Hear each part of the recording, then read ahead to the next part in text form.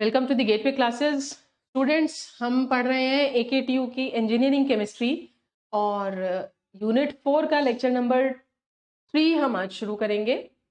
Previous lecture में 2 lectures हम cover कर चुके हैं। 2 लेक्चर्स में जो कंटेंट आपने पढ़े हैं वो हार्डनेस से रिलेटेड थे, न्यूमेरिकल्स हमने किए हैं। हम प्रीवियस वीडियो में हमने एक्सटर्नल ट्रीटमेंट मेथड्स डिस्कस किए थे। 2 ट्रीटमेंट मेथड्स हमने पढ़े थे, वो थे आयन एक्सचेंज रेजिन्स और जियोलाइट प्रोसेस। जियोलाइट के हमने न्यूमेरिकल्स भी सॉल्व किए थे और ये आपका थर्ड एक्सटर्नल ट्रीटमेंट मेथड है लाइम सोडा प्रोसेस। 2 जैसे मैंने आपको बताया पढ़ चुके हैं प्रीवियस वीडियो में, ion exchange resins and zeolite process. तो ये आज हम शुरू करेंगे अपना तीसरा एक्सटर्नल ट्रीटमेंट मेथड जिसका नाम है सोडा लाइम प्रोसेस। तो यहाँ पे आज का जो हमारा टारगेट रहेगा वो है soda lime process water softening के लिए। इसकी कंस्ट्रक्शन और वर्किंग देखेंगे हम। काफी सारी रिएक्शंस हैं इस प्रोसेस में, तो अगर आप यहाँ पे ठीक से समझ जाएंगे तो आप रिएक्शंस लिख पाएंगे। और एक चीज और स्टूडेंट्स, अगर आप यहाँ पे रिएक्शंस लिख पाते हैं तो ही आप इसके न्यूमेरिकल्स अच्छी तरीके से सॉल्व कर सकेंगे, क्योंकि यहाँ पे जो फॉर्मूला है वो काफी बड़ा फॉर्मूला है, वो आप याद नहीं रख पाएंगे। तो मैं आपको सिखाऊंगी किस तरीके से आप अपने क्वेश्चन से ही अपना फॉर्मूला जनरेट कर सकते हैं। अकॉर्डिंग टू द क्वेश्चन आप अपना फॉर्मूला जनरेट कर सकते हैं। तो उसके लिए रिएक्शन समझनी बहुत जरूरी है, इनकी प्रैक्टिस करनी बहुत जरूरी है। अगला जो टॉपिक होगा वो है table of salts and ions etcetera with their molecular weight and equivalent weight. तो अभी तक आपने देखा जितने भी हम हार्डनेस वाले न्यूमेरिकल्स कर रहे हैं शुरू से, सभी में इक्विवेलेंट वेट की जरूरत पड़ती है। तो यहाँ पे हमने इस लेक्चर में आपको एक पूरी टेबल प्रोवाइड की है जिसमें कि सारे सॉल्ट्स होंगे जो कि आपके न्यूमेरिकल्स में आ सकते हैं, या जो हार्डनेस कॉजिंग सॉल्ट्स होते हैं उनके मॉलिक्यूलर वेट भी हमने यहाँ डिस्प्ले किए हैं और उनके साथ में इक्विवेलेंट वेट्स भी दिए गए हैं। जैसा कि मैंने आपसे प्रीवियस वीडियोस में भी बोला है, बेहतर है कि आप इक्विवेलेंट वेट्स याद कर लें, कैलकुलेट ना करें एग्जाम में बैठ के, क्योंकि टाइम कंज्यूमिंग प्रोसेस है और केमिस्ट्री का पेपर बहुत लेंदी आता है। पेपर छूटने की जो गुंजाइश है वो रहती है। लास्ट में हम करेंगे न्यूमेरिकल्स सोडा लाइम प्रोसेस के ऊपर और फिर हम डिस्कस करेंगे कुछ प्रीवियस ईयर AKTU क्वेश्चंस। शुरू करते हैं। लाइम सोडा प्रोसेस जो है आपका एक्सटर्नल ट्रीटमेंट मेथड है।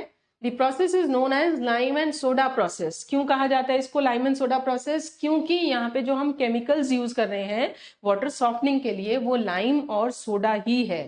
ठीक है, it makes the use of 2 chemicals that is lime and soda to soften water. Lime का जो देखिए फॉर्मूला है वो क्या है, CaOH whole twice, calcium hydroxide.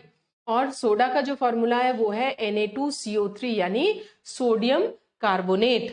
तो क्या होता है यहाँ पे प्रिंसिपल देखिए, यहाँ पे calculated amount of lime and soda add किया जाता है वाटर में। ठीक है, यानी कि वाटर को पहले स्टडी किया जाएगा, उसमें कैलकुलेट की जाएगी कितनी हार्डनेस है और फिर ये कैलकुलेट किया जाएगा कि इसको कितना लाइम चाहिए, कितना सोडा चाहिए ट्रीट करने के लिए। उसके बाद में वही कैलकुलेटेड अमाउंट जो है वो वाटर में ऐड की जाती है वाटर ट्रीटमेंट के लिए या वाटर सॉफ्टनिंग के लिए। इसलिए यहाँ पे कहा गया है calculated amount of lime and soda add किया जाता है। All the calcium salts are precipitated out as calcium carbonate. जितने भी कैल्शियम के सॉल्ट्स होंगे वाटर में, चाहे वो टेम्परेरी हैं चाहे वो परमानेंट हैं, सबके सब जो हैं फाइनली कन्वर्ट होंगे किसमें, कैल्शियम कार्बोनेट में। और क्योंकि आप जानते हैं कैल्शियम कार्बोनेट कैसा है, इनसॉल्युबल है वाटर में, प्रेसिपिटेट फॉर्म में रहता है, तो इसको हम वाटर से फिल्टर आउट कर सकते हैं। इसी तरीके से जितने भी मैग्नीशियम सॉल्ट्स हैं वो सब प्रेसिपिटेट आउट होते हैं in the form of magnesium hydroxide, MgOH whole twice. आप जानते हैं ये भी प्रेसिपिटेट होता है, इसको भी वाटर से फिल्टर आउट किया जा सकता है। प्रेसिपिटेटेड स्लज, स्लज क्या है, इन दोनों से जो बनेगा कैल्शियम कार्बोनेट और मैग्नीशियम हाइड्रोक्साइड। तो प्रेसिपिटेटेड स्लज को हम रिमूव कर सकते हैं बाय ब्लो डाउन ऑपरेशन। तो ये इसका प्रिंसिपल है। नेक्स्ट देखिए, लाइम यानी कैल्शियम हाइड्रोक्साइड एंड सोडा यानी sodium carbonate are the reagents used to precipitate the dissolved salts of calcium and magnesium as CaCO3 and magnesium hydroxide, जो अभी हमने डिस्कस किया था। लाइम जो है वो रिएक्ट करता है टेम्परेरी हार्डनेस के साथ में कार्बन डाइऑक्साइड के साथ में, एसिड्स के साथ में, बाइकार्बोनेट्स के साथ में और एलम्स के साथ में। यहाँ पे H2S भी आ सकता है, जितने भी एसिड्स हैं वो सब आ सकते हैं। कार्बन डाइऑक्साइड गैस है, H2S के साथ में भी लाइम रिएक्शन करता है। तो ये सब के साथ में लाइम जो है रिएक्शन करता है। और ये सब क्या है, ये टेम्परेरी हार्डनेस और परमानेंट हार्डनेस दोनों को रिमूव कर देता है। लाइम टेम्परेरी हार्डनेस के साथ रिएक्ट करते हैं, यानी जितने भी सॉल्ट्स हैं जो टेम्परेरी हार्डनेस करते हैं उन सब के साथ में रिएक्ट करता है। ये CO2 के साथ रिएक्ट करता है, एसिड के साथ रिएक्ट करता है, बाइकार्बोनेट्स के साथ में, एलम्स के साथ में, H2S के साथ में, इन सब के साथ में रिएक्शन करता है lime. Lime can not remove the calcium permanent hardness. तो सारी हार्डनेस लाइम रिमूव कर सकता है एक्सेप्ट कैल्शियम परमानेंट हार्डनेस। तो कैल्शियम के परमानेंट सॉल्ट्स जो हैं वो लाइम ट्रीट नहीं कर पाता, उनको रिमूव नहीं कर पाता। परमानेंट कैल्शियम हार्डनेस किस किस की वजह से होती है, calcium chloride, calcium sulphate and Ca ions, calcium ion Ca2+ जो हम लिखते हैं वो भी परमानेंट हार्डनेस कॉज करते हैं। ठीक है, which should be removed by soda. तो सोडा जो है वो सिर्फ एक काम करता है कि वो कैल्शियम की परमानेंट हार्डनेस को ट्रीट करता है। उसके अलावा जितनी भी हार्डनेस कॉजिंग सॉल्ट्स हैं, गैसेस हैं, एसिड्स हैं, उन सब के साथ में लाइम पहले रिएक्शन करता है। ठीक है, और उसको रिमूव भी करता है। Only calculated amounts of lime and soda are to be added. सिर्फ कैलकुलेटेड अमाउंट ही हम ऐड करते हैं, क्योंकि अगर हमने एक्सेस अमाउंट ऑफ लाइम और सोडा ऐड करी, हमने ट्रीटमेंट जो है बिना वाटर को एनालाइज किए, बिना ये कैलकुलेट किए कि कितने लाइम की जरूरत है, कितने सोडा की जरूरत है, ऐसे ही हमने बस ऐड कर दिया, तो क्या होगा, फिर बॉयलर ट्रबल्स जनरेट होती हैं, जैसे कि कास्टिक एम्ब्रिटलमेंट। ये आप पढ़ चुके हैं प्रीवियस लेक्चर्स में। There are 2 types of lime soda processes. 2 तरीके की लाइम सोडा प्रोसेस होते हैं, cold soda lime process and hot soda lime process. तो यहाँ से आप देख सकते हैं सिर्फ टेम्परेचर का फर्क होता है इन दोनों में। एक रूम टेम्परेचर पे ऑपरेट किया जाता है और एक जो है वो एलिवेटेड टेम्परेचर पे, यानी कि हायर टेम्परेचर्स पे वाटर को ट्रीट किया जाता है। देखिए दोनों में क्या डिफरेंस है, कोल्ड सोडा लाइम और hot soda lime. Cold soda lime जैसे मैंने आपको बताया था ये रूम टेम्परेचर पे चलता है प्रोसेस, यानी 25 से 30 डिग्री सेल्सियस पे, जबकि हॉट सोडा लाइम प्रोसेस जो है ये हाई टेम्परेचर पे, करीब करीब बॉइलिंग पॉइंट ऑफ वाटर पे ये चलता है। सोडा लाइम प्रोसेस जो कोल्ड वाला है वो स्लो प्रोसेस है, जबकि ये हमारा काफी तेजी से वाटर को सॉफ्ट करता है, रैपिड प्रोसेस है। कोल्ड सोडा लाइम प्रोसेस में हमें कोएगुलेंट की जरूरत पड़ती है। कोएगुलेंट्स क्या होते हैं, ऐसे केमिकल्स जो कि प्रेसिपिटेट बनाने में हेल्प करते हैं। ठीक है, जो कि थिक प्रेसिपिटेट बनाने में, प्रेसिपिटेशन प्रोसेस में हेल्प करते हैं, कोएगुलेट करते हैं चीजों को। ठीक है, तो यहाँ पे हमें कोएगुलेंट्स की जरूरत पड़ती है, जबकि यहाँ पे कोई भी कोएगुलेंट की जरूरत हमें नहीं पड़ती। कोएगुलेंट जैसे कि सोडियम एल्यूमिनेट आप देखेंगे, सोडियम एल्यूमिनेट एक कोएगुलेंट है जो कि ऐड किया जाता है to enhance the precipitation of calcium and magnesium salts. यहाँ पे आप देखो फिल्टरेशन बहुत आसान नहीं है, क्योंकि प्रेसिपिटेट जो बनता है वो बहुत बारीक बनता है। यहाँ पे फिल्ट्रेशन आसान है क्योंकि विस्कोसिटी जो पानी की है वो काफी कम हो जाती है। तो प्रेसिपिटेट कैसा हो जाता है, वो थोड़ा कोर्स होगा, थोड़ा थिक ग्रैन्यूल्स बनेंगे। यहाँ पे जो हार्डनेस बचती है, रेजिडुअल हार्डनेस, वो 60 ppm के आसपास है। यहाँ पे 15 से 30 ppm हार्डनेस बचती है। अब जो ये बची हुई हार्डनेस है ये कैसे रिमूव होगी, ये इंटरनल ट्रीटमेंट प्रोसेस से रिमूव होगी, जो हमने शुरू में पढ़ा था। यहाँ पे डिजॉल्व्ड गैसेस रिमूव नहीं होती, क्योंकि टेम्परेचर ज्यादा चाहिए, गैसेस तभी एस्केप आउट होंगी जब हाई टेम्परेचर होगा। यहाँ पे डिजॉल्व्ड गैसेस आसानी से रिमूव आउट हो जाती हैं। कोल्ड सोडा लाइम प्रोसेस की सॉफ्टनिंग कैपेसिटी थोड़ी लो है, जबकि hot soda lime process has high softening capacity. तो यहाँ से आपको देखने को मिल गया कि हमारा जो है hot soda lime process comparatively बेहतर है। ये डायग्राम है हमारा लाइम सोडा प्रोसेस का। यहाँ पे आप देख सकते हैं हमारे पास 3 टैंक्स होते हैं, या 3 हिस्सों में ये डायग्राम डिवाइडेड है। एक है रिएक्शन टैंक, दूसरा है सेडिमेंटेशन टैंक और तीसरा है फिल्ट्रेशन टैंक। तो रिएक्शन टैंक कौन सी जगह होगी, जहां पे रिएक्शंस होंगी, लाइम और सोडा वाटर में जो सॉल्ट्स हैं उनके साथ में रिएक्ट करेगा, उसको हम कहेंगे रिएक्शन टैंक। सेडिमेंटेशन, आप जानते हैं सेडिमेंटेशन प्रोसेस क्या होता है, जहां पे कि वाटर में से प्रेसिपिटेट को अलग किया जाएगा। ठीक है, तो ये है हमारा सेडिमेंटेशन टैंक। और फिल्ट्रेशन टैंक में क्या किया जाएगा, वाटर को फिल्टर किया जाएगा। जिससे कि उसके अंदर कोई भी सस्पेंडेड इम्प्योरिटीज है तो वो वहां पे हट जाएंगी। तो ये 3 हिस्सों में ये हमारा डायग्राम डिवाइडेड है। अब देखिए क्या है यहाँ पे, आप देख सकते हैं यहाँ पे हमने एक बड़ा मेटालिक सिलेंडर जैसा लिया हुआ है जो कि कोनिकल है, नीचे से कोन शेप में है, और इसी के अंदर आप देख रहे हैं कि ये डिवाइडेड है चैम्बर्स में। एक चैम्बर ये हमारा ऊपर वाला है और एक चैम्बर ये हमारा यहाँ पे है, कोन के जैसा आप देख पा रहे हैं ये, ठीक है। ये जो है तो हम ये कलर से कर लेते हैं,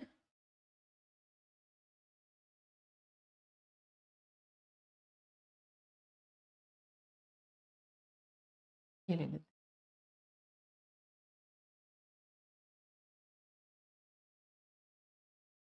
देखिए इस तरीके से ये एक अलग चैम्बर है, ठीक है, और ये बाहर का हिस्सा अलग है। अब आप देख सकते हैं ये हमारा बड़ा एक कोनिकल अपैरेटस है या टैंक हम कह सकते हैं, जिसके अंदर एक अलग से चैम्बर है ये, और ये एक अलग चैम्बर है। ऊपर का जो ये हिस्सा है इसमें आप देख रहे हैं 3 इनलेट्स हैं। यहाँ पे सबसे ऊपर जो है ये इनलेट है हार्ड वाटर के लिए, ठीक है, यहाँ से हम हार्ड वाटर फीड करते हैं। उसके बाद में यहाँ से सुपर हीटेड स्टीम का फ्लो हम कराते हैं, जिससे कि ये वाटर का जो टेम्परेचर है वो कैसा हो जाए, बढ़ जाए, बॉइलिंग पॉइंट पे आ जाए। और यहाँ से हम फीड करते हैं अपने केमिकल्स। कौन कौन से केमिकल्स हैं, सोडा और लाइम। तो यहाँ पे तीनों चीजें जो हैं वो फीड की जाती हैं। उसके बाद में ये हमारा पोर्शन है जिसको हम कहते हैं रिएक्शन टैंक। रिएक्शन टैंक क्यों किया कहा जा रहा है, क्योंकि ये जो तीनों चीजें हमारी यहाँ पे मिली हैं, steam, water and chemicals, lime and soda, वो सब यहाँ पे रिएक्शंस करते हैं आपस में, ठीक है। रिएक्शन के बाद में क्या होगा, रिएक्शन के बाद में हमें प्रेसिपिटेट मिलेगा, स्लज मिलेगा, किस चीज का, कैल्शियम कार्बोनेट का और मैग्नीशियम हाइड्रोक्साइड का। तो वो जो स्लज बनता है वो स्लज यहाँ पे क्योंकि भारी होता है, स्लज, पानी का टेम्परेचर ज्यादा है, पानी की विस्कोसिटी कैसी हो गई, बहुत कम हो गई, प्रेसिपिटेट जो है वो भारी है, तो क्या होगा, वो नीचे सेटल डाउन हो जाएगा। तो प्रेसिपिटेट जो बनता है वो यहाँ नीचे जमा होता चला जाता है, आप देख रहे हैं यहाँ पे, ये यहाँ पे इकट्ठा होता चला जाता है। और जो पानी है, हल्का पानी, जो प्रेसिपिटेट हटा हुआ पानी है, वो इस तरीके से ऊपर फ्लो करता है, ठीक है। यहाँ से जो वाटर जाएगा, सॉफ्ट वाटर, वो फिर यहाँ से बाहर इस पाइप से होता हुआ जाएगा हमारे फिल्ट्रेशन टैंक में, ठीक है। फिल्ट्रेशन टैंक में हमारे पास 3 लेयर्स हैं। सबसे पहली लेयर है फाइन सैंड लेयर, बारीक रेत की लेयर है। उसके बाद में थोड़े से मोटे पार्टिकल्स हैं सैंड के, कोर्स सैंड लेयर है। और सबसे नीचे हमारी ग्रैन्यूल लेयर है, ग्रेवल्स की लेयर है। ग्रेवल्स मतलब छोटे छोटे पत्थर। तो इसमें से पानी, तीनों लेयर्स में से पानी छनता हुआ जाता है, जिससे कि कोई भी हमारी सस्पेंडेड इम्प्योरिटीज होती हैं तो वो यहाँ अटक जाती हैं और पानी छन के नीचे आता है। यहाँ से हमें मिलेगा फिल्टर्ड सॉफ्ट वाटर आउटलेट। ये हमारा यहाँ से वाटर मिलता है, सॉफ्ट वाटर, ठीक है। तो ये इसका पूरा कंस्ट्रक्शन है। अब आप देखिए जो स्लज है, स्लज हम कैसे रिमूव कर सकते हैं, यहाँ से प्रेसिपिटेटेड स्लज को हम नीचे से रिमूव कर सकते हैं, ठीक है। तो देखिए ये है हमारा रिएक्शन टैंक, ये है sedimentation tank, conical sedimentation tank, और ये है हमारा फिल्ट्रेशन टैंक। ये हमारा डायग्राम है, या आप कह सकते हैं कंस्ट्रक्शन जो है वो आप डायग्राम के थ्रू यहाँ पे समझाएंगे। नेक्स्ट देखिए, कंस्ट्रक्शन में हम ये मेंशन करके दिखाएंगे सारी चीजें कि जो लाइम एंड सोडा मेथड है वो it consist of treating water with softening chemicals at temperature of 80 degrees to 150 degrees. तो यहाँ पे पानी को ट्रीट किया जाता है केमिकल्स के साथ में, और पानी का जो टेम्परेचर है वो 80 से 150 के बीच में बॉइलिंग पॉइंट के आसपास रह सकता है। और सोडा लाइम अपैरेटस जो है वो 3 हिस्सों का होता है। रिएक्शन टैंक, रिएक्शन टैंक में क्या क्या चीजें हैं, रॉ वाटर है, केमिकल्स हैं और स्टीम है, जिनको मिक्स करके रिएक्शंस होती हैं।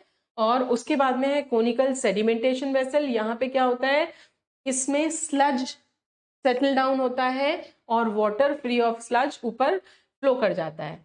सैंड फिल्टर में क्या होता है, या फिल्ट्रेशन टैंक जिसको बोल रहे हैं, उसमें क्या होता है, sand filter sludge is completely remove from the softened water. तो अगर थोड़ी बहुत स्लज उसमें पानी में है भी या इम्प्योरिटीज हैं तो वो यहाँ पे हमारी रिमूव हो जाती हैं। नेक्स्ट देखिए, Except calcium permanent hardness, all the temporary and permanent hardness is treated by lime. Following reactions are involved. तो अब हम देखेंगे reactions किस तरीके, वर्किंग में हम क्या लिखते हैं, सारी reactions आएंगी। सबसे पहले हम लिखेंगे सारी लाइम की रिएक्शंस, क्योंकि हमने पहले भी पढ़ा था लाइम जो है वो सभी तरीके की हार्डनेस रिमूव कर देता है, यानी रिएक्ट करता है हार्डनेस के साथ में, एक्सेप्ट कैल्शियम की परमानेंट हार्डनेस को वो रिमूव नहीं कर पाता। तो उसके अलावा जितनी भी चीजें हैं, चाहे वो एसिड है, गैस है, सॉल्ट्स हैं, आयंस हैं, उनको हम यहाँ पे रिएक्ट करवा करवा के दिखाएंगे। तो सबसे पहले जो है यहाँ पे रिएक्शंस हम लिखेंगे। पहले रिएक्शन में हम लिखेंगे lime removes all the permanent temporary hardness, all the temporary hardness। अब रिएक्शन हम कैसे लिखेंगे वो आप समझिए। टेम्परेरी हार्डनेस हमने कहा है, तो टेम्परेरी सॉल्ट जितने भी हम जानते हैं उन सबको हम यहाँ पे लिख लेंगे। टेम्परेरी सॉल्ट्स कौन कौन से हो सकते हैं, calcium bicarbonate CaHCO3 whole twice. दूसरा सॉल्ट क्या हो सकता है, MgHCO3 होल ट्वाइस, क्या नाम है इसका, मैग्नीशियम बाइकार्बोनेट। इसके अलावा हो सकती है मैग्नीशियम कार्बोनेट MgCO3। देखिए MgCO3 जो है वो वाटर में एज इट इज प्रेजेंट नहीं होता, मतलब रॉ वाटर में प्रेजेंट नहीं होता, लेकिन जब हम मैग्नीशियम बाइकार्बोनेट को हीट करते हैं या ट्रीट करते हैं लाइम के साथ में, तो पहले मैग्नीशियम कार्बोनेट बनता है, उसके बाद में आगे रिएक्शन चलती है। तो मैग्नीशियम कार्बोनेट जो है वो यहां से आया है, ठीक है। इसके अलावा हो सकता है सोडियम बाइकार्बोनेट यानी NaHCO3 और KHCO3 यानी कि पोटेशियम बाइकार्बोनेट। तो ये हमारे केमिकल्स हैं जो कि रिस्पॉन्सिबल है टेम्परेरी हार्डनेस के लिए। यहाँ पे हम रिएक्शन किसके साथ कराएंगे, लाइम के साथ में। सभी की रिएक्शन लाइम के साथ में करानी है। लाइम का फॉर्मूला क्या है, calcium hydroxide CaOH whole twice. सबकी रिएक्शन मुझे लाइम के साथ ही करानी है, तो सबके साथ में मैंने लिख लिया प्लस करके CaOH होल ट्वाइस। तो यहाँ पे आपको सॉल्ट्स के फॉर्मूले आने चाहिए, याद होने चाहिए, आप रिएक्शंस लिख पाएंगे, ठीक है। अब देखते हैं ये प्रोडक्ट्स क्या क्या बनाएंगे। जैसा कि हमने शुरू में कहा था कि कैल्शियम की जितनी भी हार्डनेस है वो किस में कन्वर्ट होती है, कैल्शियम कार्बोनेट में। मैग्नीशियम की जितनी भी हार्डनेस है वो किस में कन्वर्ट होती है, मैग्नीशियम हाइड्रोक्साइड में। तो हम देखेंगे कि कहीं पे भी अगर कैल्शियम के सॉल्ट हैं या मैग्नीशियम के सॉल्ट हैं, हम देखेंगे क्या ये बन रहे हैं salt CaCO3 MgH whole twice. आप देखिए यहाँ पे ये हमारे पास ये कैल्शियम है, कैल्शियम लाइम में भी है, हमें बनाना क्या है, CaCO3। आप देखिए यहाँ पे CO3 दो बार है, तो यहाँ पे 2 CaCO3 बन रहा है हमारा, ठीक है। ये हमने लिख दिया 2 CaCO3 प्लस, और क्या बनेगा, अब यहाँ पे क्या बना है, OH होल ट्वाइस बचा हुआ है और यहाँ पे 2 हाइड्रोजन बचे हुए हैं, तो ये बन जाएगा हमारा 2 मॉलिक्यूल्स ऑफ वाटर, ठीक है। CaCO3 बन गया। CaCO3 क्या होता है, प्रेसिपिटेट। इसका मतलब ये सॉल्ट जो है वो कंप्लीटली कन्वर्ट हो गया स्लज में, खत्म हो गया। इसके बाद में आ जाइए दूसरे पे, मैग्नीशियम बाइकार्बोनेट। मैग्नीशियम बाइकार्बोनेट है, मैग्नीशियम का सॉल्ट है, तो क्या बनना चाहिए, MgOH होल ट्वाइस बनना चाहिए। देखते हैं बन सकता है क्या, तो देखिए यहाँ पे OH होल ट्वाइस है, ये MgOH होल ट्वाइस बन जाएगा, ये हमारा बन गया MgOH होल ट्वाइस। और क्या बनेगा, ये कैल्शियम है, भले ही लाइम का है लेकिन रिमूव तो होगा ना, तो ये कैल्शियम है, क्या बनेगा, CaCO3, ठीक है। CO3 कितना है, 2 है, तो हमें क्या करना पड़ेगा, हमें इसको भी ट्वाइस लेना पड़ेगा, 2 CaCO3 बनेगा क्योंकि, है ना। तो ये बन गया हमारा 2 CaCO3, राइट। अब क्या बचेगा, OH बचा हुआ है, इधर हाइड्रोजन बचाया हुआ है, तो ये क्या बनेगा, 2 मॉलिक्यूल्स बन गए हमारे वाटर के, ठीक है। तो आप देखिए मैग्नीशियम की हार्डनेस कंप्लीटली रिमूव हो गई, कैल्शियम भी कंप्लीटली खत्म हो गया है CaCO3 की फॉर्म में, लेकिन आप देखो यहाँ पे हमें ट्वाइस लाइम की जरूरत पड़ी है इन कंपैरिजन टू दिस।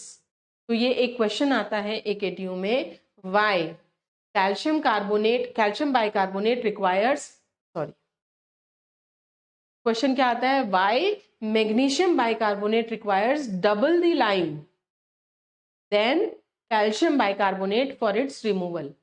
मैं रिपीट कर रही हूँ, 2 नंबर का क्वेश्चन आता है, why magnesium bicarbonate requires double the lime for its removal in comparison to calcium bicarbonate.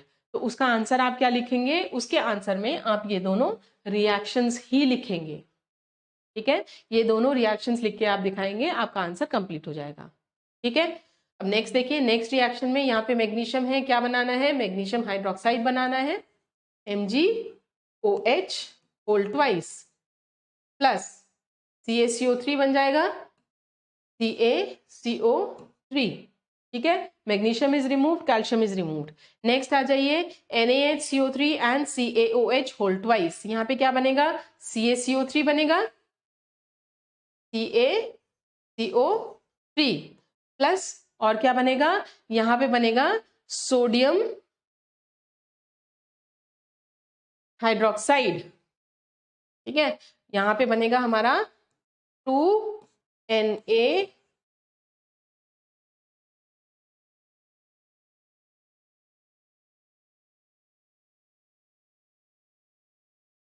Sorry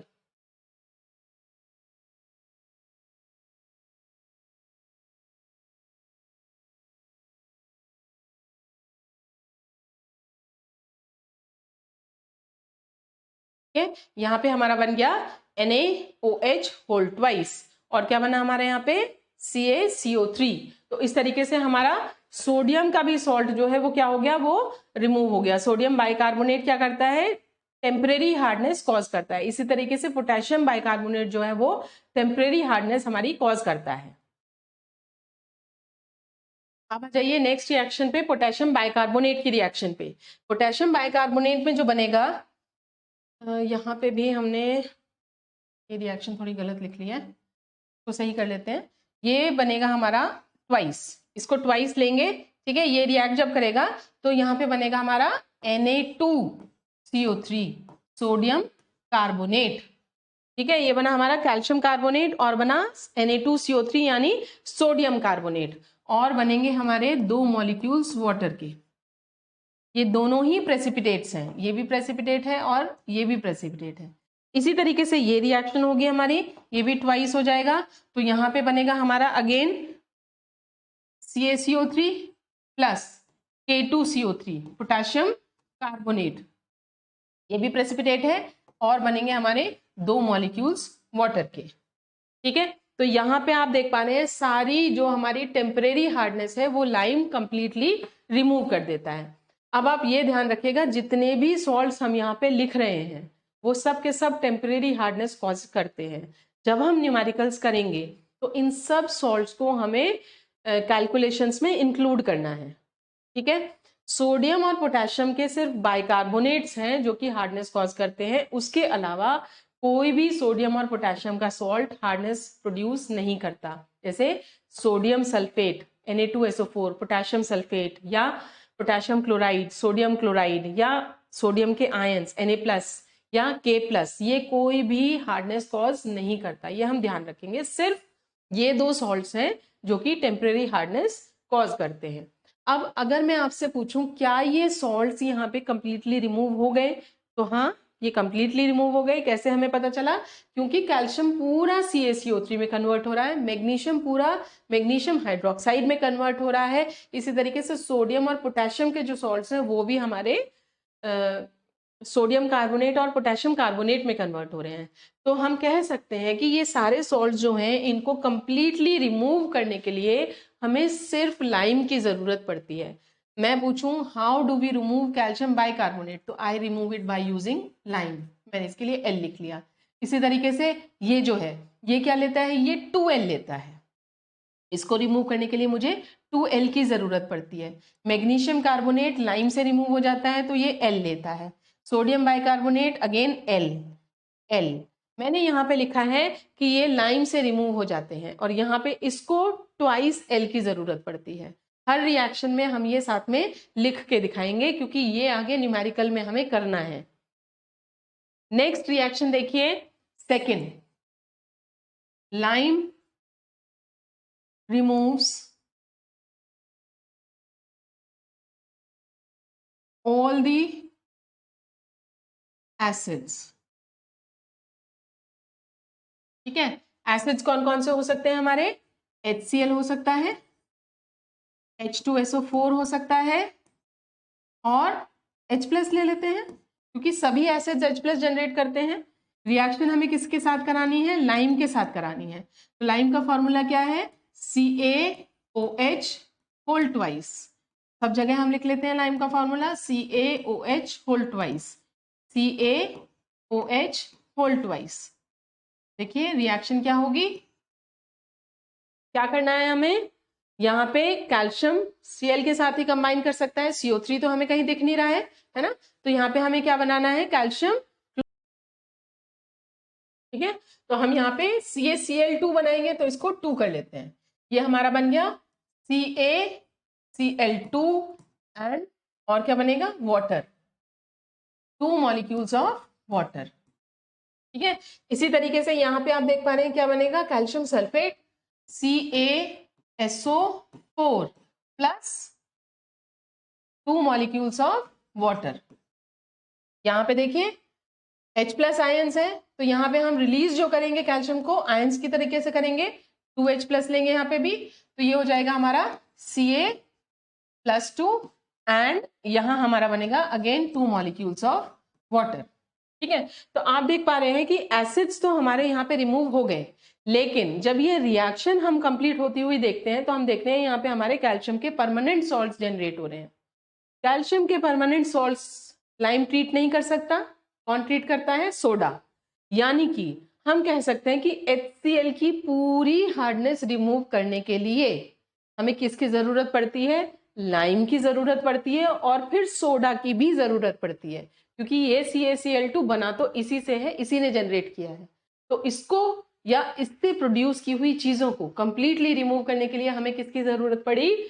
lime plus soda की जरूरत पड़ी। इसी तरीके से यहाँ H2SO4 में भी आप देख पा रहे हैं ये तो रिमूव हो गया, लेकिन यहाँ पे कैल्शियम सल्फेट बन गया, तो इसको कंप्लीटली रिमूव करने के लिए फिर से हम यही कहेंगे लाइम प्लस सोडा चाहिए। यहाँ पे भी लाइम प्लस सोडा चाहिए। ठीक है, नेक्स्ट देखिए, नेक्स्ट लाइम रिमूव्स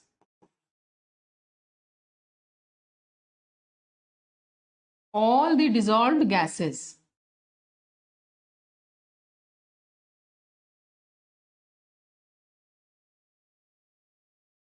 ठीक है, लाइम जो है सभी गैसेस को कंप्लीटली रिमूव कर देता है। गैसेस कौन कौन सी हो सकती हैं? CO2 हो सकती है, H2S हो सकती है। ठीक है, यही गैसेस होती हैं वाटर में। तो इनको रिएक्ट फिर से किससे कराएंगे? लाइम से, CaOH whole twice, CaOH whole twice. क्या बनेगा यहाँ पे? देखिए CaCO3 बन सकता है, ऑक्सीजन यहाँ से आ जाएगा, तो ये हमारा हो गया CaCO3, और क्या बना? वाटर। यहाँ पे देखिए क्या बनेगा? कैल्शियम सल्फाइड बनेगा, CaS भी जो है वो क्या है? ये प्रेसिपिटेट होता है, और बनेगा हमारा 2 मॉलिक्यूल्स ऑफ वाटर। ठीक है, तो ये यहाँ पे आप देख रहे हैं कि गैसेस जो हैं वो कंप्लीटली रिमूव हो गई हैं। इसमें हमें जरूरत नहीं पड़ी किसी भी सोडा की, क्योंकि ये भी प्रेसिपिटेट है, ये भी प्रेसिपिटेट है, और साथ में वाटर है। तो गैसेस को कंप्लीटली रिमूव करने के लिए हमें किसकी जरूरत पड़ रही है? सिर्फ लाइम की। दोनों गैसेस सिर्फ लाइम से कंप्लीटली रिमूव हो पा रही हैं। नेक्स्ट आ जाइए, लाइम रिमूव्स, ट्रीट्स लिख देते हैं, लाइम ट्रीट्स परमानेंट हार्डनेस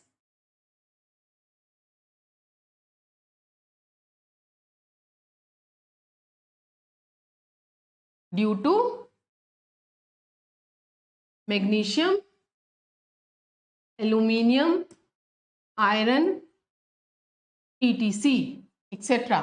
इनकी वजह से जो परमानेंट हार्डनेस होगी उसको भी लाइम कंप्लीटली रिमूव कर सकता है। कंप्लीटली तो खैर लाइम नहीं कर पाएगा, सोडा की भी जरूरत पड़ेगी। अभी देखिए किस तरीके से रिएक्शन करेंगे। मैग्नीशियम के सॉल्ट्स जो है, जितने भी परमानेंट सॉल्ट्स हैं, वो यहाँ पे हम लिख सकते हैं MgCl2, MgSO4 या Mg2+। ठीक है, इसी तरीके से आयरन के हम सॉल्ट्स लिख सकते हैं। आयरन के सॉल्ट्स लिख लीजिए, चाहे अगर याद नहीं रहता है तो हम Fe2+ भी लिख सकते हैं, या Fe3+, जो भी आपको चाहिए वो लिख सकते हैं। इसी तरीके से हम एल्यूमिनियम के भी सॉल्ट्स यहाँ पे लिख सकते हैं। एल्यूमिनियम के भी हमने 3+ यहाँ पे लिख लिए, ठीक है। तो जैसा मैंने आपको बताया कि आयोनिक फॉर्म में अगर हम इनको लिख रहे हैं तो भी वो परमानेंट हार्डनेस में ही गिने जाते हैं। तो इन सब की रिएक्शन मुझे लिखनी है लाइम के साथ में। लाइम क्या होता है? CaOH whole twice. सबकी रिएक्शन हम लिखेंगे लाइम के साथ में। तो सबके साथ में मैंने प्लस करके लाइम का फॉर्मूला लिख लिया और फिर मैं बनाऊंगी यहाँ पे अपने प्रोडक्ट्स। तो देखिए प्रोडक्ट्स बनाएंगे अब हम। यहाँ पे क्या बन रहा है? ये Cl2 और मैग्नीशियम हाइड्रोक्साइड। तो ये बन गया हमारा MgOH होल ट्वाइस, साथ में क्या बना? CaCl2। यहाँ देखिए क्या बनेगा फिर से MgOH होल ट्वाइस और कैल्शियम सल्फेट, MgOH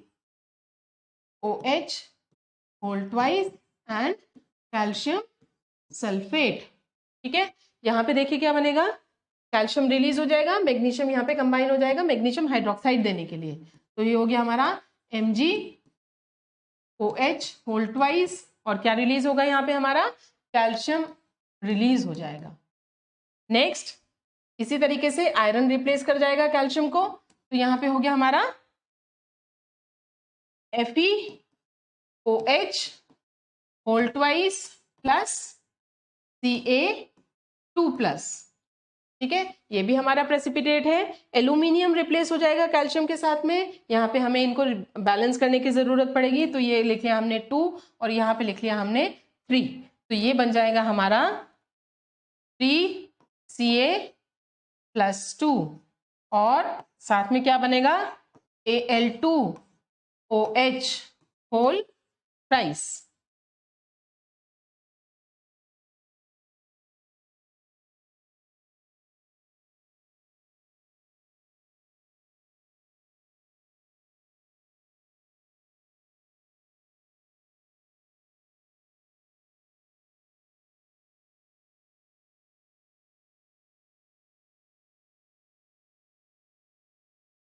ठीक है, इस तरीके से हम लिख सकते हैं ये यहाँ पे।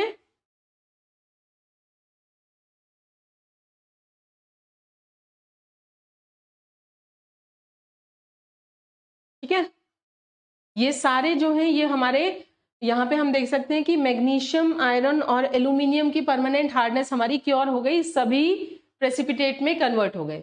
लेकिन आप प्रोडक्ट्स में देख रहे हो हर जगह कैल्शियम की हार्डनेस जनरेट हो रही है, हर जगह कैल्शियम की हार्डनेस जनरेट हो रही है। और कैल्शियम की हार्डनेस कौन रिमूव करता है? सोडा। तो हमें ये सॉल्ट रिमूव करने के लिए किसकी जरूरत पड़ रही है? लाइम की और सोडा की। सभी के लिए हमें लाइम प्लस सोडा की जरूरत पड़ रही है। L+S, L+S, L+S, ठीक है। तो हमें लाइम भी चाहिए और सोडा भी चाहिए इन सॉल्ट्स को कंप्लीटली रिमूव करने के लिए, राइट।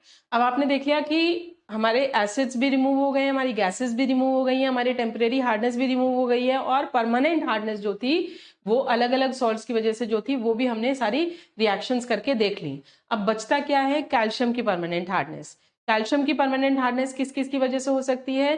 कैल्शियम के सॉल्ट्स जो वाटर में प्रेजेंट हैं प्लस जो भी कैल्शियम के सॉल्ट्स हमने पीछे रिएक्शंस में देखे जनरेट हुए थे।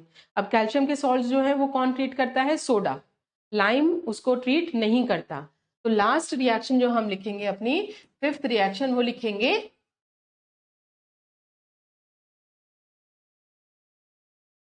सोडा treats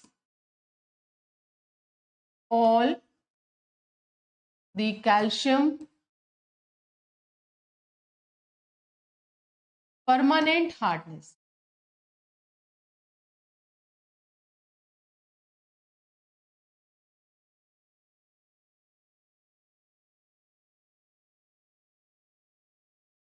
सोडा जो है वो कैल्शियम की परमानेंट हार्डनेस को रिमूव करता है। कौन कौन से सॉल्ट्स हो सकते हैं? वो हो सकते हैं CaCl2, CaSO4 या Ca+2। ये 3 सॉल्ट्स हैं कैल्शियम के परमानेंट। इनके साथ में हम क्या लिखेंगे? इनके साथ में हम सोडा का फॉर्मूला लिखेंगे। सोडा का फॉर्मूला क्या होता है? Na2CO3। तीनों के साथ में हमने लिख लिया Na2CO3। CO3 Na2CO3 क्या मिलेगा हमें यहाँ से? देखिए ये बनेगा हमारा NaCl और CaCO3, तो ये बन गया हमारा CaCO3 plus 2 molecules of sodium chloride. यहाँ पे देखिए फिर से CaCO3 बनेगा प्लस Na2SO4। यहाँ पे देखिए फिर से कैल्शियम के आयंस यहाँ पे आ जाएंगे, CaCO3 बन जाएगा और सोडियम के आयंस रिलीज हो जाएंगे। तो ये बन गया हमारा CaCO3 एंड सोडियम के जो आयंस हैं वो हमारे रिलीज हो गए। ठीक है, तो आप देखो कैल्शियम की जो परमानेंट हार्डनेस है वो कौन रिमूव कर रहा है? वो सिर्फ सोडा रिमूव कर रहा है। तो कैल्शियम की हार्डनेस के लिए हमें रिक्वायर्ड है ओनली सोडा। ठीक है, आगे देखिए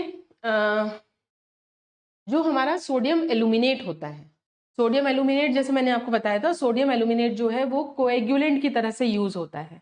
ठीक है, सोडियम एल्यूमिनेट के लिए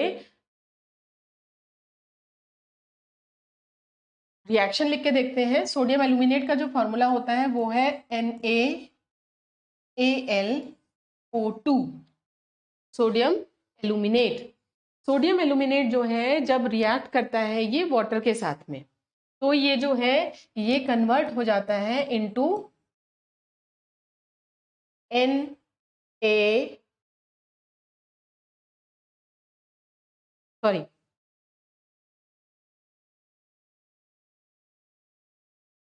ये जब रिएक्ट करता है CO2 के साथ में, ये CO2 कहाँ पे है? ये रहती है इन वाटर। ठीक है, इन द फॉर्म ऑफ गैस। तो जब ये CO2 के साथ में सोडियम एल्यूमिनेट रिएक्ट करता है तो क्या बना देता है? ये बना देता है Na2CO3। ठीक है, ये बना देता है Na2CO3 और साथ में वाटर भी रिएक्ट करेगा। ठीक है, वाटर भी रिएक्ट करेगा तो ये क्या बनाएगा? सोडियम कार्बोनेट बनाया और यहाँ पे एल्यूमिनियम हाइड्रोक्साइड बनाया, AlOH whole thrice aluminium hydroxide, है ना। तो आप यहाँ पे देख रहे हो कि ये जो Na2CO3 है ये क्या है?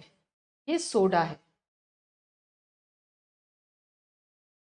ठीक है, तो सोडियम एल्यूमिनेट क्या कर रहा है? ये सोडा को जनरेट करता है, ये लाइम कंज्यूम नहीं कर रहा है, ये सोडा जनरेट कर रहा है।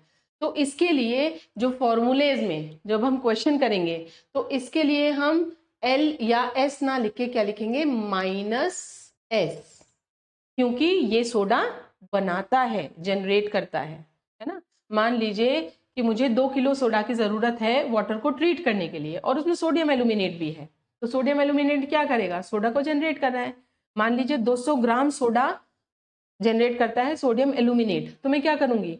2 किलो में से 200 ग्राम माइनस कर दूंगी, है ना। अब मुझे कितने की जरूरत है? 1 किलो 800 ग्राम की, क्योंकि 200 ग्राम इसने जनरेट कर दिया, तो इसलिए हम इसको लिखते हैं -S। ये आप ध्यान रखिएगा। ठीक है, फॉर्मूले में हमें ध्यान रखना है इस चीज का। एक चीज और हमें याद रखनी है, अगर हमारे न्यूमेरिकल में कहीं OH माइनस है ना, या फिर हमारे पास में CO3 2 माइनस कार्बोनेट आयंस हैं, ये जो हैं ये अगर हम ले रहे हैं रॉ वाटर तो हम इनको कैलकुलेशंस में इंक्लूड नहीं करेंगे, नॉट टू बी इंक्लूडेड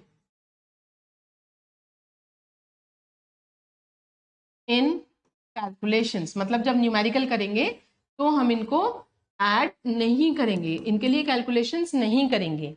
लेकिन अगर ये दोनों चीज हमारे ट्रीटेड वाटर में है,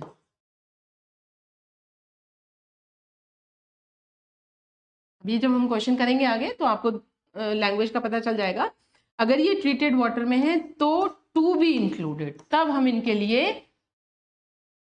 कैलकुलेशंस करेंगे। ठीक है, ये याद रखिएगा। ये कुछ पॉइंट्स हैं जो आपको याद रखने पड़ेंगे न्यूमेरिकल सॉल्व करने से पहले। एडवांटेजेस और डिसएडवांटेजेस देख लेते हैं प्रोसेस की, लाइम सोडा प्रोसेस की। एडवांटेजेस में देखिए बहुत ही इकोनॉमिकल, मतलब सस्ता प्रोसेस है, सस्ता पड़ता है। Quantity of minerals in the water is reduced. Calcium और मैग्नीशियम के जो सॉल्ट्स हैं वो बिल्कुल बहुत घट जाते हैं। Some iron and manganese ions are also removed from the water. तो यहाँ पे आप देख रहे हो हैवी मेटल आयंस भी रिमूव हो जाते हैं, जबकि वो हमारे पीछे जियोलाइट प्रोसेस में या इवन आयन एक्सचेंज रेजिन्स में भी रिमूव नहीं होते थे, और अगर रिमूव हो भी जाते हैं तो हम उनको रीजनरेट नहीं कर पाते थे प्रोसेसेस को। लेकिन यहाँ पे इसकी एडवांटेज है कि यहाँ पे आयरन और मैंगनीज आयंस भी रिमूव हो जाते हैं। क्वांटिटी ऑफ मिनरल्स जो है वो ना के बराबर रह गया है पानी में। Pathogenic bacteria in the water is also reduced. यहाँ पे भी क्या होता है, बैक्टीरिया वगैरह अगर पानी में है तो वो भी खत्म हो जाएंगे। एसिडिक इम्प्योरिटीज भी रिमूव की जा सकती हैं, कोलॉइडल इम्प्योरिटीज भी रिमूव की जा सकती हैं। पीएच जो है ट्रीटेड वाटर का वो हमारा कितना हो जाता है, करीब करीब 8.5। तो ये पीएच भी हमारा अकॉर्डिंग टू बॉयलर्स कर देता है। डिसएडवांटेजेस देखिए क्या क्या है। केयरफुल ऑपरेशन की जरूरत है, स्किल्ड सुपरविजन चाहिए, क्योंकि यहाँ पे पहले वाटर को एनालाइज किया जाएगा, उसकी हार्डनेस देखी जाएगी कितनी है, उसके हिसाब से लाइम और सोडा को कैलकुलेट किया जाएगा कि कितना चाहिए। तो ये हर कोई नहीं कर पाता, यहाँ पे स्किल्ड सुपरविजन की जरूरत पड़ती है। Disposal of large amount of sludge. यहाँ पे आपने देखा इस प्रोसेस में स्लज फॉर्मेशन होती है, जो कि वहां पे जियोलाइट और आयन एक्सचेंज रेजिन्स में नहीं होती थी। यहाँ पे सबसे बड़ी जो डिसएडवांटेज है वो ये है कि स्लज जो है बहुत बड़ी मात्रा में बनता है, क्योंकि ये लार्ज स्केल ट्रीटमेंट प्रोसेस है। तो इतना स्लज बनता है कि उसको डिस्पोज करना एक बहुत बड़ी मुसीबत है। नेक्स्ट देखिए, this can remove hardness only up to 15 ppm। 15 ppm तक हार्डनेस ये छोड़ देता है पानी में, which is not good for boilers. Thorough study of water is required before treating. तो यहाँ पे वाटर ट्रीटमेंट की पहले वाटर को एनालाइज करना पड़ता है, स्टडी करनी पड़ती है। नेक्स्ट देखिए, सोडा लाइम प्रोसेस और आयन एक्सचेंज रेजिन्स का हमने यहाँ पे कंपैरिजन किया हुआ है। Soda lime process large scale treatment में यूज किया जाता है, ये स्मॉल स्केल ट्रीटमेंट के लिए यूज किया जाता है। रेजिडुअल हार्डनेस जो है यहाँ पे बच जाती है सोडा लाइम प्रोसेस में, लेकिन आयन एक्सचेंज में 0 हार्डनेस हमें मिलती है। सोडा लाइम की इनिशियल कैलकुलेशंस करनी पड़ती हैं लाइम और सोडा की जरूरत के हिसाब से। यहाँ पे जो प्रोसेस है वो अपने आप एडजस्ट करता है पानी की हार्डनेस के अकॉर्डिंग अपने आप को। सोडा लाइम में स्लज फॉर्मेशन होता है, जो कि मैंने बताया बहुत बड़ी प्रॉब्लम है। यहाँ पे कोई भी स्लज फॉर्मेशन नहीं हो रहा। सोडा लाइम प्रोसेस को रीजनरेशन की जरूरत नहीं है, लेकिन यहाँ पे हमें रीजनरेशन करनी पड़ती है दोनों ही कॉलम्स की, एनायन एक्सचेंजर की भी और कैटायन एक्सचेंजर की भी। तो ओवरऑल व्यू अगर हम देखें तो हम कहेंगे आयन एक्सचेंजर प्रोसेस जो है वो बेटर है इन कंपैरिजन टू सोडा लाइम। सिर्फ जो डिसएडवांटेज है वो क्या है, ये है कि इसको रीजनरेशन की जरूरत नहीं है, इसको रीजनरेशन की जरूरत पड़ती है ना। Otherwise this is much better than soda lime process. Next देखिए, अब हम सीखेंगे इनके न्यूमेरिकल्स करने, लाइम सोडा प्रोसेस के न्यूमेरिकल्स। उसके लिए आपको पहले ये जो चीजें मैं आपको यहाँ पे दिखा रही हूँ इनको याद रखना है, इन पॉइंट्स को। जैसे देखिए, सबसे पहले the units in which the impurities are analysed and expressed are to be noted. जब भी हम कोई न्यूमेरिकल करेंगे तो हार्डनेस से रिलेटेड जितने भी न्यूमेरिकल्स हैं आप याद रखिएगा, यूनिट हमेशा ppm या मिलीग्राम्स पर लीटर ही लेंगे। इसलिए यहाँ पे ये लिखा गया है कि पहले उन पे ध्यान देने की जरूरत है। अगर ग्राम्स पर लीटर में है तो उसको हम कन्वर्ट करेंगे मिलीग्राम पर लीटर में। कैसे करेंगे, 1000 से मल्टीप्लाई करके। आगे देखिए, सब्सटेंसेस या salts which does not contribute towards hardness. Potassium ions, sodium ions, KCl, NaCl, SiO2, K2SO4, Na2SO4 और सल्फेट आयंस SO4 इन सब को हम क्या करेंगे, इग्नोर करेंगे।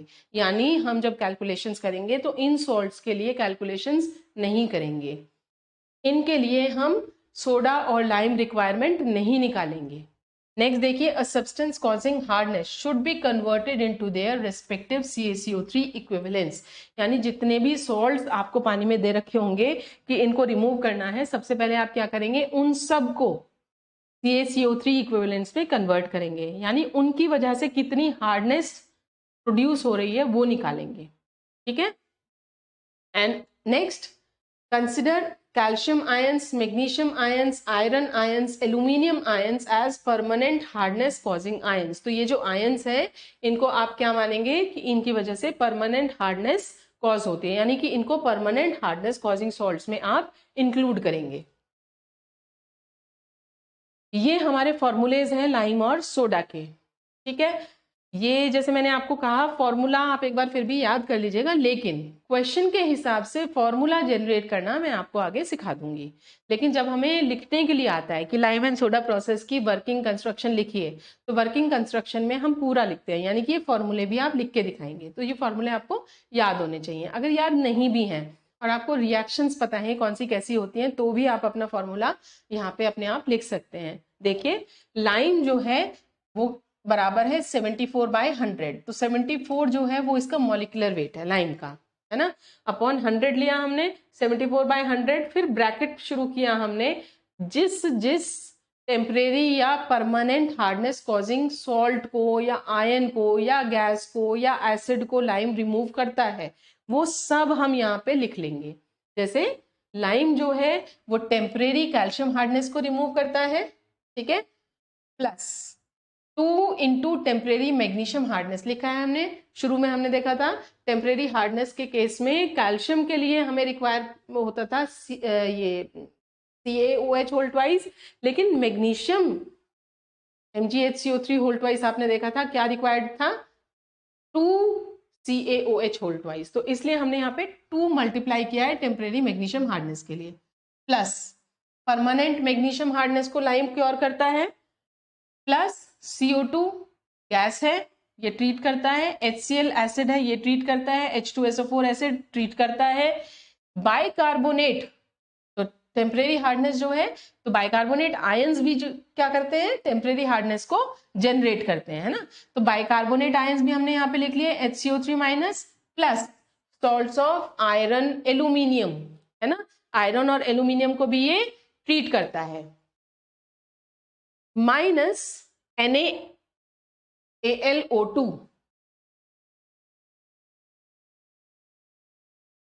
ये यहाँ पे इसका मतलब हमने पीछे सोडियम एल्यूमिनेट की रिएक्शन गलत लिखी है, एक बार देख लेते हैं।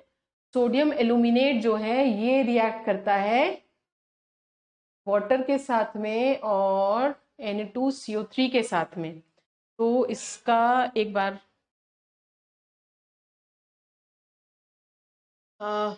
ये रिएक्शन सॉरी यहाँ पे थोड़ा गलत हो गया है, इसको मैं आपको एक बार दोबारा बता देती हूँ सोडियम एल्यूमिनेट का।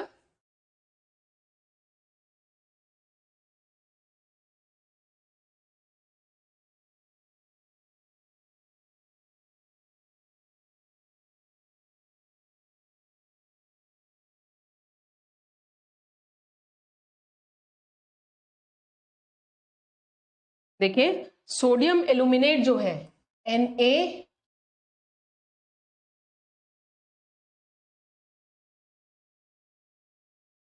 NaAlO2 ये है सोडियम एल्यूमिनेट, ये रिएक्ट करता है हमारे वाटर के साथ में, वाटर के साथ में ये रिएक्ट करेगा और ये रिएक्शन क्या देता है सोडियम हाइड्रोक्साइड NaOH बनेगा यहाँ पे, ठीक है, ये बनेगा NaOH और साथ में ये रिलीज करता है aluminium hydroxide AlOH whole thrice, ये प्रेसिपिटेट है। ये सोडियम हाइड्रोक्साइड जो बना है NaOH ये आगे रिएक्ट करता है कैल्शियम के सॉल्ट्स के साथ में, जो भी कैल्शियम के सॉल्ट वाटर में प्रेजेंट होंगे, जैसे कि ये है CaCl2, इसके साथ में ये रिएक्ट करेगा और फिर ये देगा यहाँ पे हमारा CaOH होल ट्वाइस और साथ में देगा 2NaCl, ये हो गया ट्वाइस। तो यहाँ पे हमारा लाइम जनरेट होगा, सोडा नहीं। ये प्लीज आप थोड़ा सा इसको रिवाइज कर लीजिएगा, पहले हमने रिएक्शन गलत लिख ली थी, इसको लाइम यहाँ पे ये जनरेट करता है, तो इसके लिए हम लिखेंगे सोडियम एल्यूमिनेट के लिए हम लिखेंगे -L, सोडा नहीं लिखेंगे -L लिखेंगे, ठीक है, ये प्लीज याद रखिएगा। वापस आते हैं अपनी कैलकुलेशंस पे। देखिए यहाँ पे माइनस सोडियम एल्यूमिनेट है जो मैंने अभी आपको रिएक्शन दोबारा से बताई है सही करके, multiplied by 100% purity into volume of water in litres. तो ये आपका पूरा फॉर्मूला है। अगर आप देखें ध्यान से तो ये सारे जो सॉल्ट्स हमने अंदर लिखे हुए हैं ये सब कहाँ से जनरेट हुए हैं, उन रिएक्शन से। अच्छा यहाँ पे एक चीज मिस हो गई है, ये ब्रैकेट के बाहर आप लिखेंगे ऑल एज CaCO3 इक्विवेलेंट्स, यानी ये सारे सॉल्ट जो हैं ये CaCO3 की इक्विवेलेंट फॉर्म में कन्वर्ट करके तब यहाँ पे इनकी वैल्यूज पुटअप की जाती है। ठीक है, सेम जो है सोडा के लिए लिखेंगे, इसका मॉलिक्यूलर वेट है सोडा का 106/100, ब्रैकेट में लिखेंगे क्या ट्रीट करता है, ये परमानेंट कैल्शियम हार्डनेस को ट्रीट करता है, तो वो हमने ले लिया।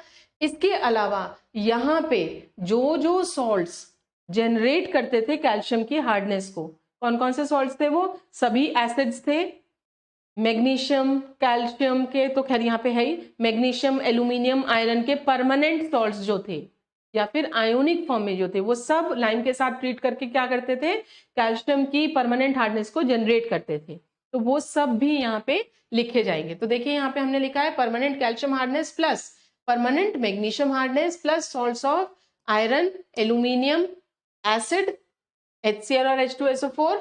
ठीक है, इसको हम H+ भी यहाँ पे लिख सकते हैं, इंक्लूड कर सकते हैं, माइनस HCO3 माइनस। तो यहाँ पे माइनस क्यों लिखा गया है बाइकार्बोनेट को, क्योंकि बाइकार्बोनेट सोडा जनरेट करता है।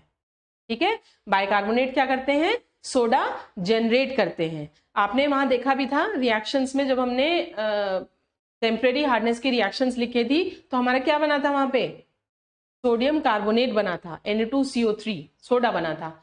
तो यहाँ पे इसलिए हमने माइनस HCO3 किया है बाइकार्बोनेट का, इंटू 100% प्योरिटी, ठीक है, इंटू वॉल्यूम ऑफ वाटर।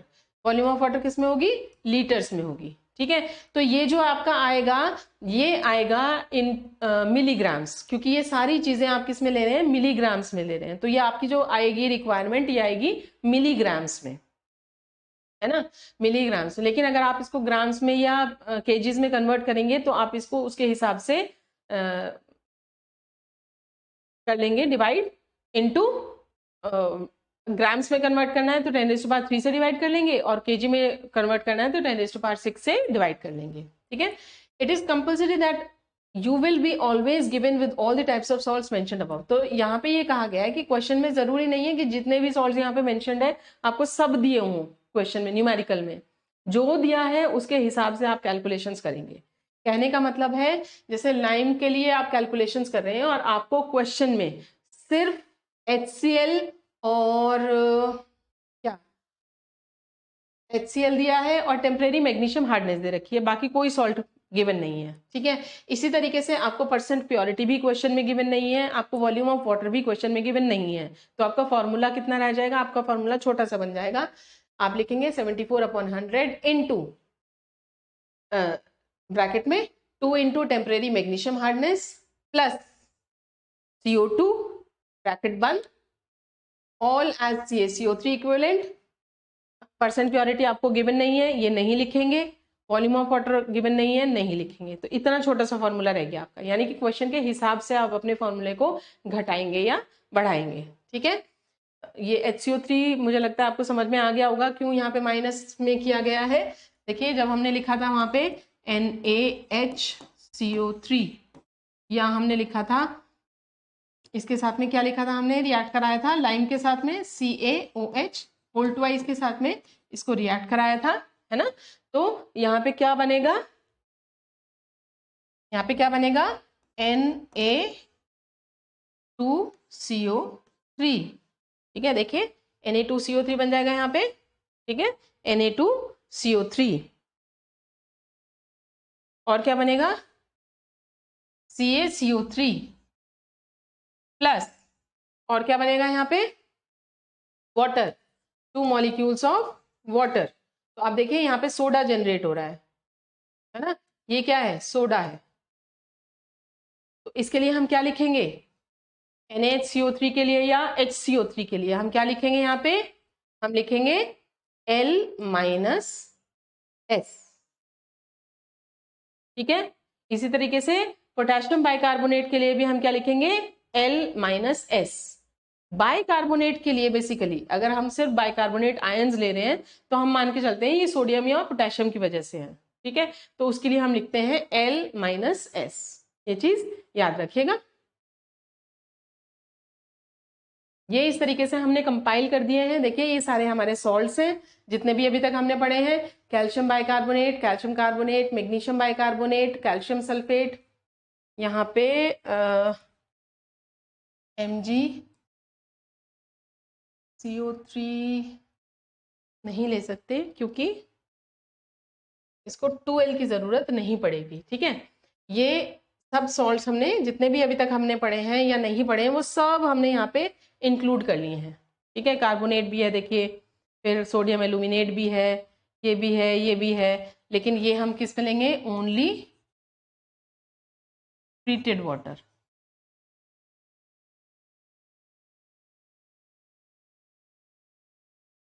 ठीक है। एक हम यहाँ पे मिस कर रहे हैं OH-, OH- जो है OH-, ये भी किस में होगा, ओनली ट्रीटेड वाटर, और इसके लिए लिखा जाएगा L+S, ठीक है। ये जाएगा L+S से। तो ये सब आप याद रखिएगा, ठीक है। इनकी रिक्वायरमेंट्स क्या क्या है वो यहाँ पे सबकी लिखी हुई है। जैसे इनको रिमूव करने के लिए सिर्फ लाइम की जरूरत है, इसको रिमूव करने के लिए 2L की जरूरत है, इनको रिमूव करने के लिए सिर्फ सोडा की जरूरत है, इन सबको रिमूव करने के लिए लाइम और सोडा दोनों की जरूरत है, इसके लिए सिर्फ लाइम चाहिए। ये जो सॉल्ट्स हैं ये लाइम कंज्यूम करते हैं, सोडा जनरेट करते हैं। यहाँ पे कार्बोनेट आयंस जो हैं सिर्फ ट्रीटेड वाटर में हम इनको कंसिडर करेंगे, और प्लस सोडा। यहाँ पे सोडियम एल्यूमिनेट जो है ये लाइम जनरेट करता है, इसलिए -L लिखा है। एल्यूमिनियम आयरन के जो सॉल्ट्स हैं वो सब लाइम और सोडा को कंज्यूम करते हैं। देखिए सोडियम एल्यूमिनेट भी कोएगुलेंट है, और ये FeSO4.7 वाटर ये भी क्या है, कोएगुलेंट है, ठीक है। लेकिन इनको भी हम रिएक्शंस में, कैलकुलेशंस में इंक्लूड करेंगे। नेक्स्ट देखिए एसिड्स H+, HCl, H2SO4 ये सब L+S लिखा जाएगा, ठीक है। यहाँ पे एक चीज और मैग्नीशियम का लिख लेते हैं हम, MgCO3 और MgOH2। इन दोनों के लिए किसकी जरूरत पड़ती है, ओनली लाइम की, ठीक है। ये भी याद रखिएगा। अब देखो हमने यहाँ पे CaCO3 को भी इंक्लूड किया है, हमने यहाँ पे MgOH2 को भी इंक्लूड किया है कैलकुलेशंस में। क्यों इंक्लूड किया है, क्योंकि ये कभी भी पानी में रॉ वाटर में तो रहते नहीं है ना। ये तो कब बनते हैं, ये तो तब बनते हैं जबकि हम ट्रीटमेंट्स करते हैं, जबकि वाटर को हीट किया जाता है, तो जो सॉल्ट्स हैं, टेम्परेरी सॉल्ट्स हैं, वो कन्वर्ट हो जाते हैं into magnesium hydroxide and calcium carbonate, ठीक है। तो ये बने हैं, इसका मतलब हार्डनेस थी उसी से बने हैं, है ना, तभी तो बने हैं ये। तो वो वाली हार्डनेस के लिए हम इनडायरेक्टली इनको अपनी कैलकुलेशंस में इंक्लूड करते हैं। ये मॉलिक्यूलर वेट्स और इक्विवेलेंट वेट यहाँ पे है, कंपाइल्ड है सबका, आप याद कर लीजिएगा इनको, ठीक है। आगे कैलकुलेशंस में आपको ज़रूरत पड़ेगी तो याद हो जाएगा तो आसानी रहेगी, फटाफट हम कैलकुलेशंस कर सकते हैं। सभी यहाँ पे लिखे गए हैं, देखिए सारे सॉल्ट्स हैं, उनके मॉलिक्यूलर वेट है और केमिकल इक्विवेलेंट है। अच्छा एक रिक्वेस्ट और है आपसे, जब आप हार्डनेस वाले न्यूमेरिकल्स करेंगे जहाँ पे कि इक्विवेलेंट वेट लिखा है, आप इक्विवेलेंट वेट से ही न्यूमेरिकल्स कीजिएगा, मॉलिक्यूलर वेट से मत कीजिएगा। कई जगह मैंने देखा है नोट्स में या बुक्स में मॉलिक्यूलर वेट से भी कैलकुलेशंस कर लेते हैं, कर सकते हैं, गलत नहीं होती। लेकिन कहीं कहीं पे जहाँ पे आप देख रहे हैं कि जैसे ये H+ है, इसका इक्विवेलेंट वेट और मॉलिक्यूलर वेट सेम है, उस केस में हमें इसको 2 से मल्टीप्लाई करना पड़ता है अगर हम मॉलिक्यूलर वेट के साथ में कैलकुलेशंस करते हैं, है ना। हमारा फॉर्मूला जो हार्डनेस का है वो क्या है, amount of salt multiplied by equivalent weight of CaCO3 upon equivalent weight of salt. तो कई जगह पे स्टूडेंट्स ऐसा भी कर लेते हैं कि molecular weight of CaCO3 upon molecular weight of salt ले लेते हैं, जिससे कि इक्विवेलेंट वेट निकालना ना पड़े, है ना, या याद नहीं है। तो उस केस में दिक्कत नहीं है, गलत नहीं आएगा, सही आएगा आंसर। लेकिन जहाँ पे भी इक्विवेलेंट वेट और मॉलिक्यूलर वेट सेम है, जिन भी सॉल्ट्स का या आयंस का, वहां पे आपको क्या करना पड़ेगा, आपको नीचे जहां पे आप मॉलिक्यूलर वेट ले रहे हैं सॉल्ट का, उसको मल्टीप्लाई बाय 2 करना पड़ेगा, ट्वाइस। और वो हम भूल जाते हैं, वो स्टूडेंट्स भूल जाते हैं, इस वजह से आपके न्यूमेरिकल्स गलत हो जाते हैं। तो आप कोशिश कीजिएगा कि आप सारे न्यूमेरिकल्स इक्विवेलेंट वेट के साथ ही करें, जैसा कि मैंने आपको यहाँ पे बताया है। ठीक है, इस तरीके से आप इक्विवेलेंट वेट्स याद रख सकते हैं।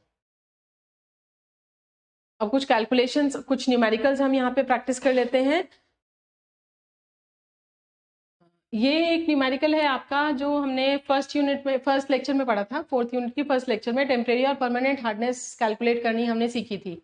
ये तो उसका न्यूमेरिकल है। लाइम और सोडा के जो न्यूमेरिकल्स हैं वो हम नेक्स्ट लेक्चर में डिस्कस करेंगे, क्योंकि ये लेक्चर काफी लेंदी हो गया है। प्लस आपको पहले रिएक्शंस की प्रैक्टिस करनी जरूरी है। आप रिएक्शंस लिख के खुद से प्रैक्टिस कीजिए, इक्विवेलेंट वेट्स याद कीजिए, तब अगर हम न्यूमेरिकल्स करेंगे तो वो हमारे लिए बेटर होगा। ठीक है, लेकिन ये हम सीख चुके हैं पहले भी। ये क्वेश्चन हम आज यहाँ पे सॉल्व कर लेते हैं।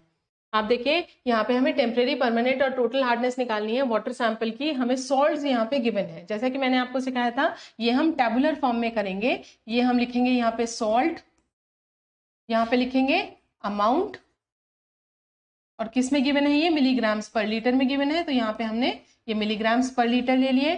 फिर हम यहाँ पे लेंगे CaCO3 इक्विवेलेंट्स। ठीक है, सभी सॉल्ट्स के लिए।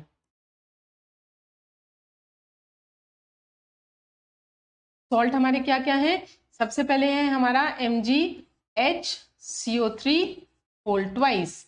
कितना है ये, 7.3 मिलीग्राम्स पर लीटर है। दूसरा है CaHCO3 होल ट्वाइस, ये कितना है, 8.1। देन वी हैव MgCl2, इसका है 9.5। और फिर है हमारे पास CaSO4, ये हमें दे रखा है 6.8। ठीक है, अब हम इसके निकालेंगे CaCO3 इक्विवेलेंट्स। तो उसके लिए जैसे मैंने आपको कहा था इक्विवेलेंट वेट्स आपको याद होने चाहिए।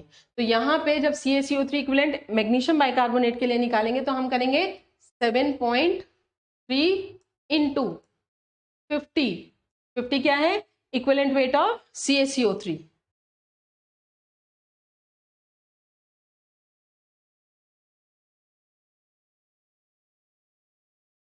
ठीक है, upon equivalent weight of magnesium bicarbonate. तो मैग्नीशियम बाइकार्बोनेट का जो इक्विवेलेंट वेट होता है वो होता है 73।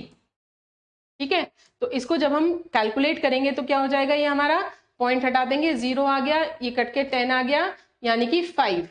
तो ये आ गया हमारा 5 ppm। नेक्स्ट कैल्शियम बाइकार्बोनेट के लिए करेंगे। कैल्शियम बाइकार्बोनेट में amount of salt multiplied by equivalent weight of CaCO3 divided by equivalent weight of calcium bicarbonate. Calcium bicarbonate का जो इक्विवेलेंट वेट है वो होता है हमारा 81। ठीक है, तो यहाँ पे भी हमारा क्या आ जाएगा, अगेन हमें 5 ppm यहाँ पे मिलेगा। राइट, मैग्नीशियम क्लोराइड जो है ये हमें दे रखा है 9.5 multiplied by 50 upon equivalent weight of magnesium chloride. Magnesium chloride का इक्विवेलेंट वेट जो है वो होता है 47.5। ठीक है, ये हमारा पॉइंट देखो यहाँ से ये हट गया, और ये आ जाएगा हमारा ये जाएगा 5 पे। ठीक है, 95 5 का होता है 575, तो ये आ गया हमारा 10 ppm कैलकुलेट करके। ठीक है, CaSO4 जो है ये दे रखा है 6.8 मल्टीप्लाइड बाय 50 अपॉन CaSO4 का इक्विवेलेंट वेट जो है वो कितना है, CaSO4 का इक्विवेलेंट वेट होता है 68। तो फिर से ये हमारा आ जाएगा 5 ppm। ठीक है, इस तरीके से हम सारे सॉल्ट्स को अपने CaCO3 इक्विवेलेंट्स में कन्वर्ट कर लेंगे। अब हमें क्या करना है, हमें आइडेंटिफाई करना है कि इसमें से कौन टेम्परेरी हार्डनेस कॉज करता है, कौन परमानेंट। तो ये दोनों सॉल्ट्स जो हैं ये टेम्परेरी हार्डनेस के लिए रिस्पॉन्सिबल है, और ये दोनों सॉल्ट जो हैं ये परमानेंट हार्डनेस के लिए रिस्पॉन्सिबल है। ठीक है, तो अब हम लिखेंगे टेम्परेरी हार्डनेस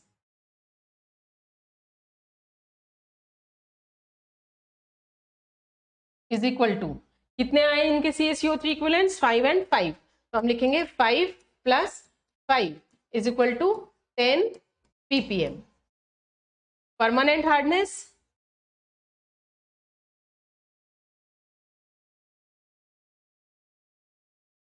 कितनी होगी, इन दोनों को ऐड कर देंगे, 10 + 5 यानी कि 15 ppm।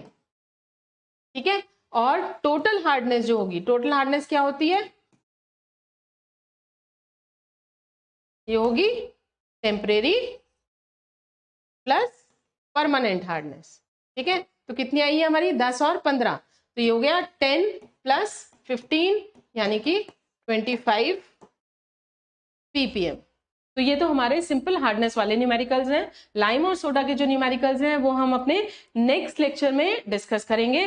तब तक के लिए आपसे रिक्वेस्ट है कि आप जो है अपने इक्विवेलेंट वेट्स याद कर लें सॉल्ट्स के, और आप अपनी रिएक्शंस की प्रैक्टिस करें। ठीक है, जिससे कि हम क्वेश्चन के अकॉर्डिंग अपना फॉर्मूला जनरेट करना सीख सकें। तो थैंक यू, मिलते हैं नेक्स्ट लेक्चर में न्यूमेरिकल्स के साथ में लाइम एंड सोडा के।